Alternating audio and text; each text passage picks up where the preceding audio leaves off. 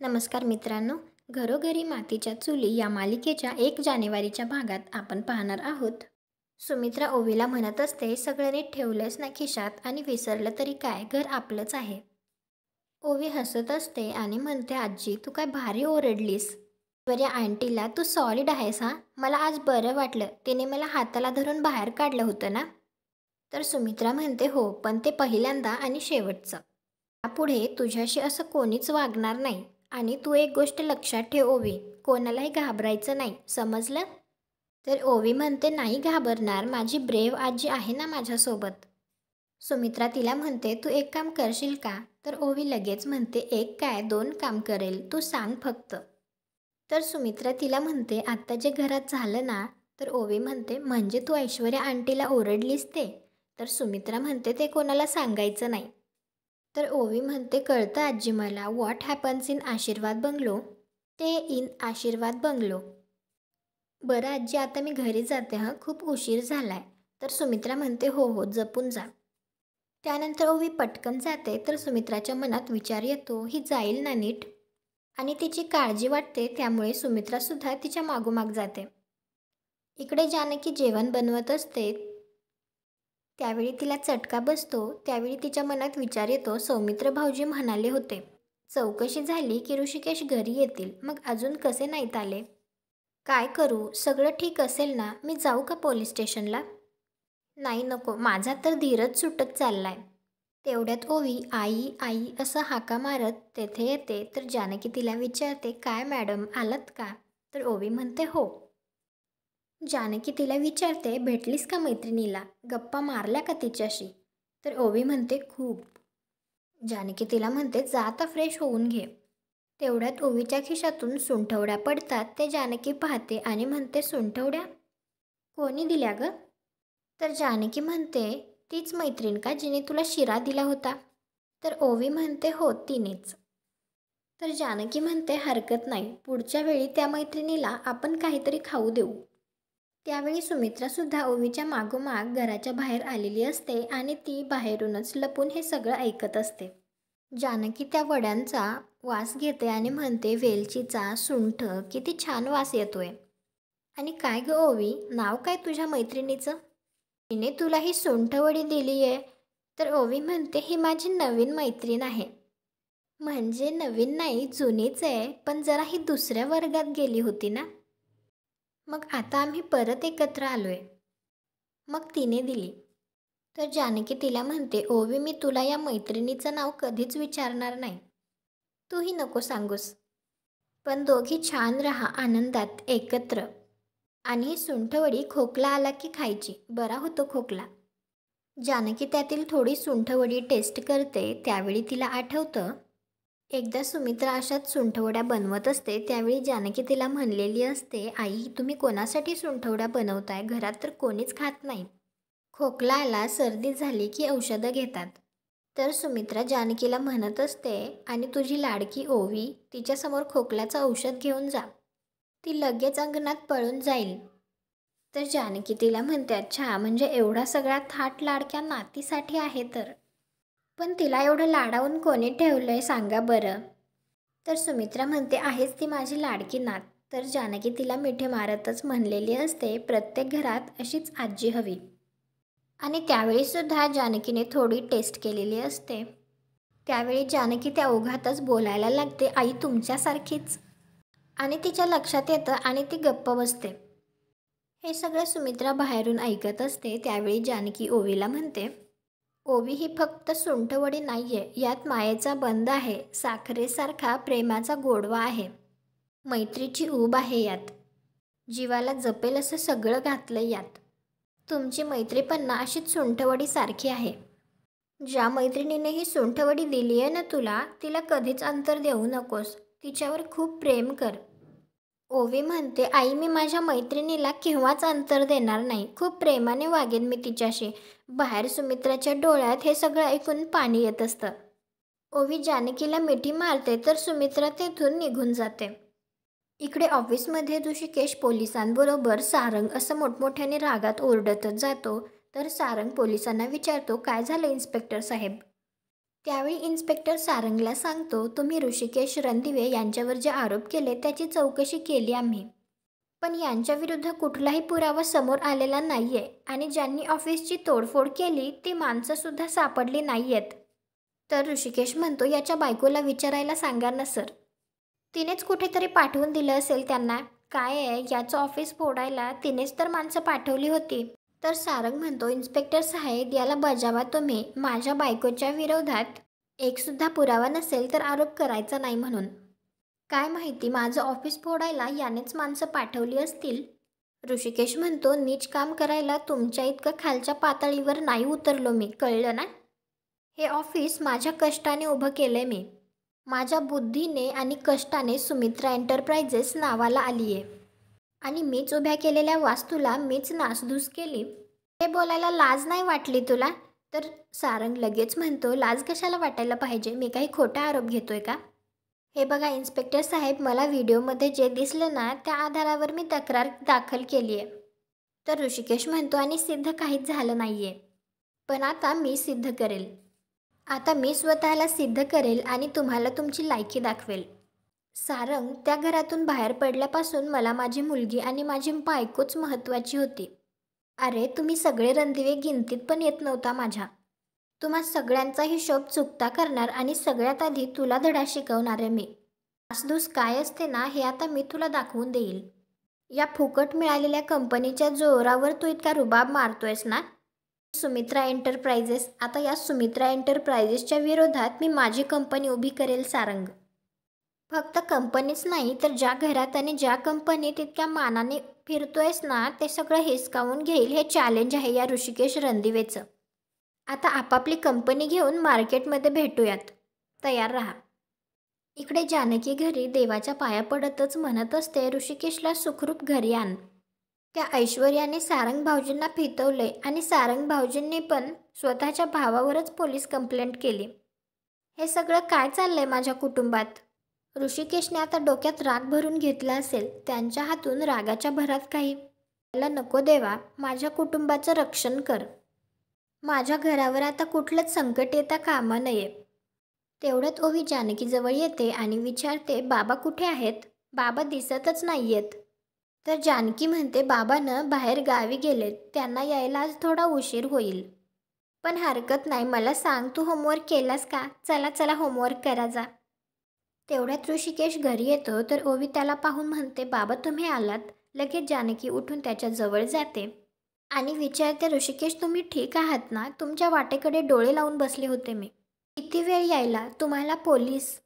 आणि एकदम शांत बसते आणि ती ओवीला म्हणते, ओवी तू आत बस ना अभ्यासाला. ओवी आतमध्ये निघून जाते. तर जानकी लगेच ऋषिकेशला म्हणते, तुम्हाला पोलिसांनी सोडलं ना? पुन्हा पोलीस स्टेशनमध्ये बोलवणार नाही आहेत ना?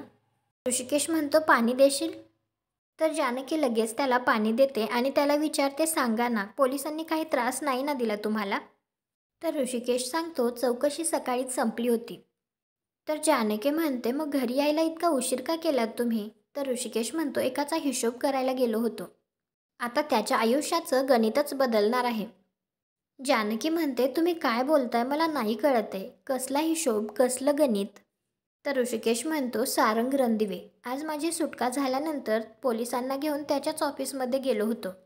आणि ऋषिकेश ते सगळं जानकीला सांगतो आणि म्हणतो, आजवर त्याने तुझ्यावर चुकीचा कलंक लावला होता, पण आता माझ्यावर खोटी केस करून कहर केला आहे त्याने. आता समजावण्याचे दिवस संपलेत त्याचे, आता अद्दल घडवण्याचे दिवस सुरू. मी त्यांच्या विरोधात माझी स्वतःची कंपनी उभी करेल जानकी.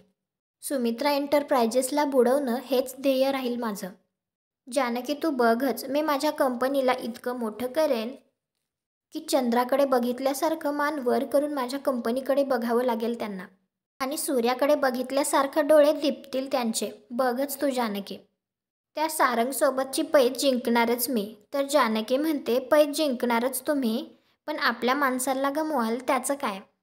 तर ऋषिकेश तिच्यावर ओरडतच म्हणतो, तुला किती वेळा सांगायचं जानकी, माझी फक्त 2च माणसं आहेत, तू आणि ओवी.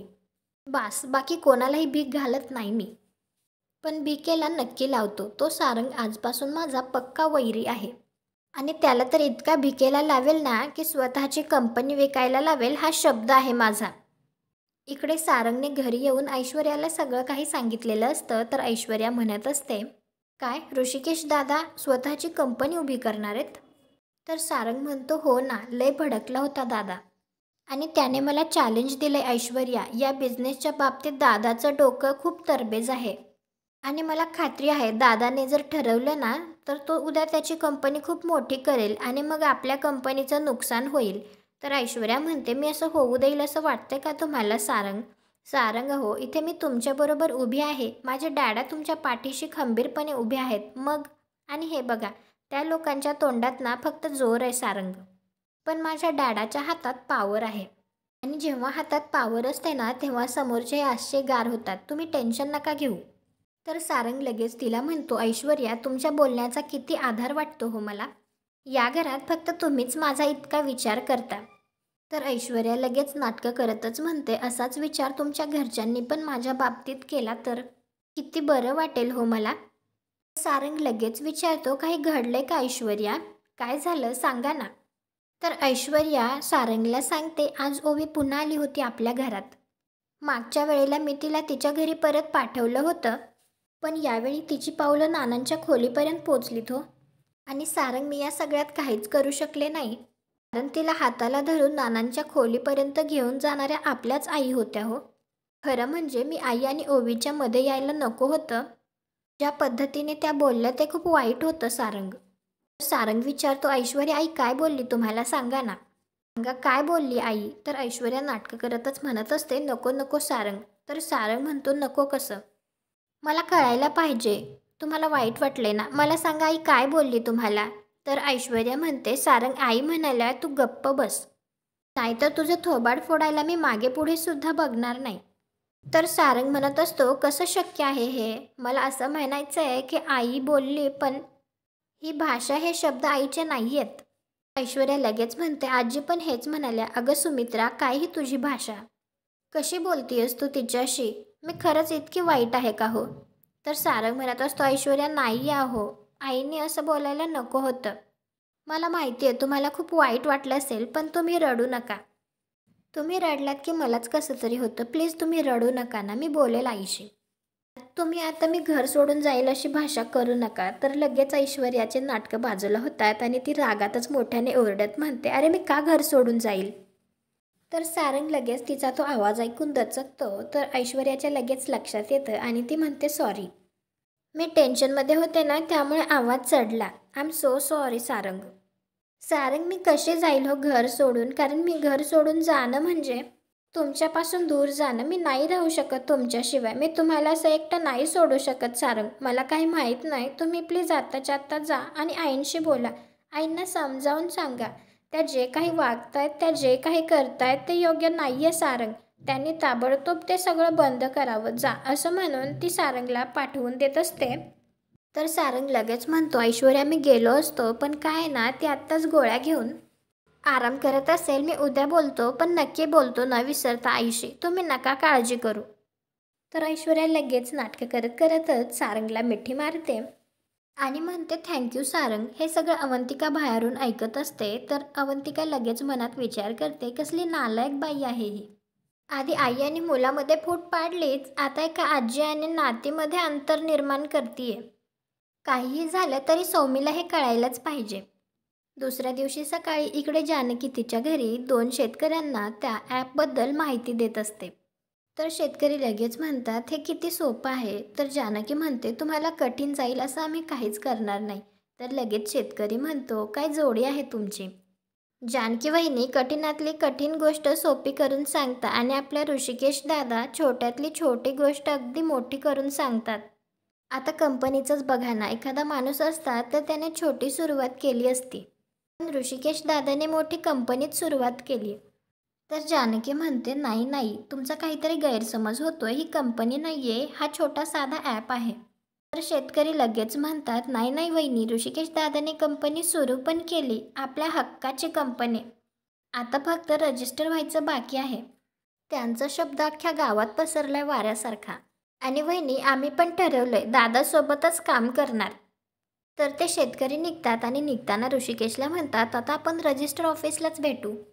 ते निघून गेल्यानंतर जानकी लगेच ऋषिकेशला म्हणते, काल रात्रीच आपण बोललो ना, मग हे सगळं कंपनी आणि ऋषिकेश म्हणतो, त्यांना आधीच सगळं सांगितलं होतं, कालच सगळी प्रोसिजर केली आणि मग घरी आलो.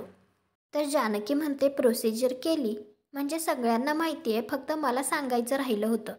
ऋषिकेश, हे इतकं सगळं तडकाफडकी आज रजिस्टर करताय म्हणजे कंपनीचं नाव पण ठरलं असेल.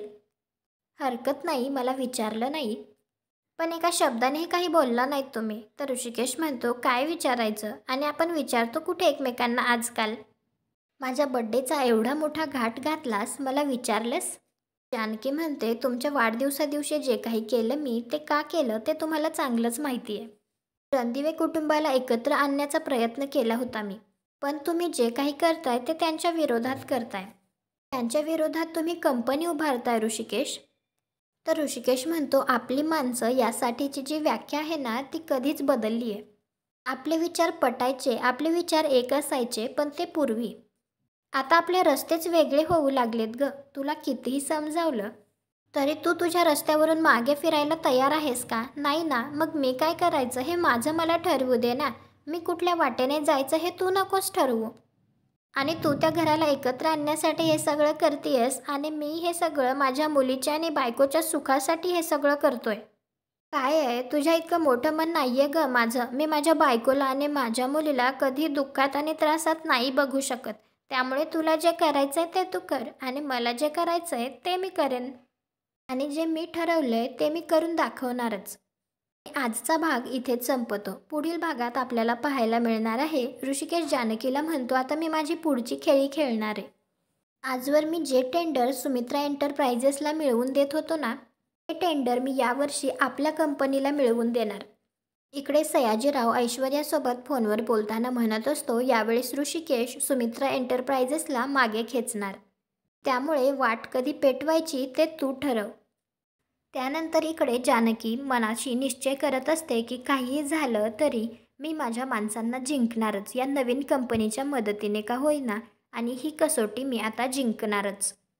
तुम्हाला काय वाटतं, नवीन कंपनीला ऋषिकेश ते टेंडर मिळवून देईल की जानकी काहीतरी घोटाळा करून मध्येच ते टेंडर सारंगच्या कंपनीलाच मिळवून देईल? कमेंट करून नक्की सांगा. व्हिडिओ आवडला असेल तर व्हिडिओला लाईक करा, आपल्या मराठी मालिका चॅनलला सबस्क्राईब करा. भेटू उद्याच्या भागात.